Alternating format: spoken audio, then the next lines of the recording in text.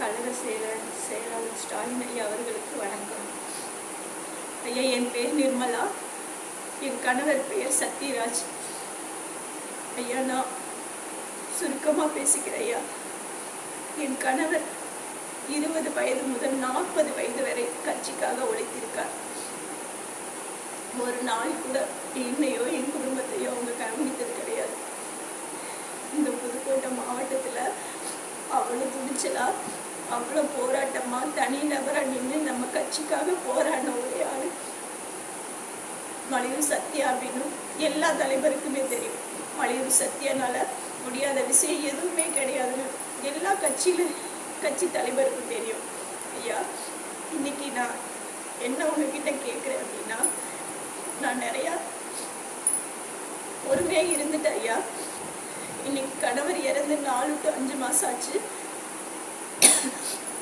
5 மாதமாக கட்சியிலேருந்து எனக்கு எந்த ஹெல்ப் பண்ண கிடையாது. ஐயா, எனக்கு கணவர் இறந்து ஒரு போஸ்டிங் இருந்துச்சு. ஐயா, அந்த போஸ்டிங் எனக்கு வாங்கி கொடுங்க, நானும் என் பிள்ளைங்களை வச்சு நான் காப்பாற்றிக்குவேன் அப்படின்னு சொல்லி கேட்டதுக்கு ஃபைனலாக பண்ண முடியாதுன்னு சொல்லிட்டாங்க.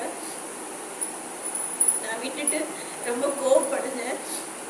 ஏதாவது இவ்வளோ மோசமாக பண்ணுறாங்களே, இந்த கட்சியில் உழைச்சி யாருக்கு புண்ணியமே கிடையாதா, ஏன் இப்படி கஷ்டப்பட்டாங்கன்னு என் கணவரை தான் நான் திட்டிக்கிட்டேன், கோவப்பட்டேன்.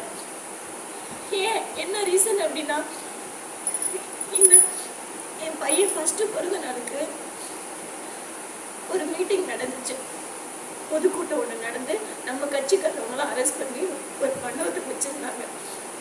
அந்த பொதுக்கூட்டத்தில் ஏடிஎம்கேக்காரங்க கூட ஃபைட் பண்ணி நம்ம டிஎம்கேல அவங்க தனி நபர் அணின்னு அத்தனை போலீஸ் செய்யணும்னு தள்ளின வீடியோஸ் எங்கிட்ட இருக்குங்க. ஐயா, அந்த இதில் நம்ம டிஎம்கேக்கு ஒரு கெத்து கிடைச்சிச்சுங்க. ஐயா, அன்னைக்கு கூட என் பிள்ளை பர்த்டே கூட அவங்க வரமாட்டேன்னு சொல்லிட்டாங்க.